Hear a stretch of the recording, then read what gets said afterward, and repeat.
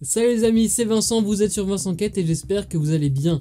Les 4 et 5 octobre, la France accueille le 19e sommet de la francophonie à Paris et à la Cité internationale de la langue française au château de Villers-Cotterêts. Mais pourquoi dans cette ville de l'Aisne?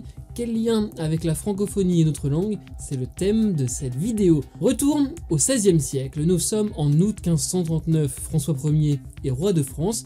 Il signe une ordonnance générale sur le fait de la justice au château royal de Villers-Cotterêts. Mais pourquoi cette ordonnance est si importante? En fait, ce sont les articles 110 et 111 qui le sont. Ils imposent le français dans tous les actes juridiques et judiciaires du royaume. Article 111. Nous voulons dorénavant que tout arrêt, ensemble, toutes autres procédures soient prononcées, enregistrées et délivrées aux parties en langage maternel françois et non autrement. En bref, le français remplace le latin officiellement dans l'administration. C'est d'ailleurs, petite parenthèse, le plus ancien texte de loi encore en vigueur en France, il a 486 ans. Le but est de rendre compréhensible par tous les Français les documents officiels, puisque le latin est une langue très peu parlée en 1539 en dehors des élites. Sauf que le français non plus n'est pas si parlé que ça. Dans les faits, ce sont surtout les patois et les langues régionales surtout qui sont parlées.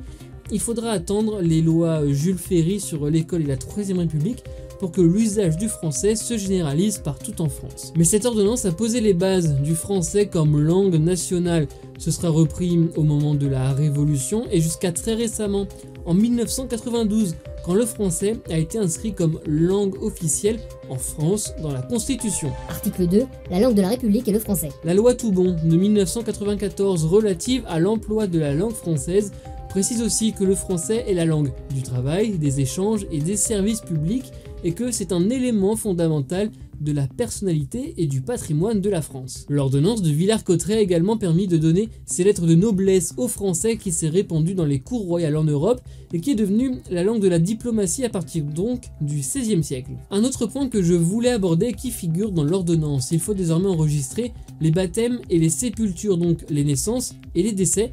C'est poser les bases de ce qu'on pourra appeler plus tard l'état civil. Pour célébrer cette ordonnance et son histoire, Emmanuel Macron a voulu dès 2017 faire naître au sein du château de Villers-Cotterêts, où donc a été signée cette ordonnance, un lieu célébrant le français.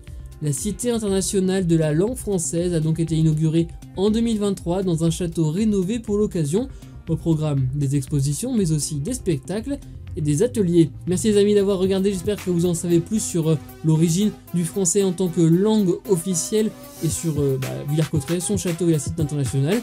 Si vous avez aimé ou appris des choses, likez, partagez, abonnez-vous à ma chaîne, n'hésitez pas à mettre un petit commentaire, ça me fait très plaisir. On se retrouve aussi sur Insta, TikTok et Twitter, n'oubliez pas, soyez heureux, restez curieux.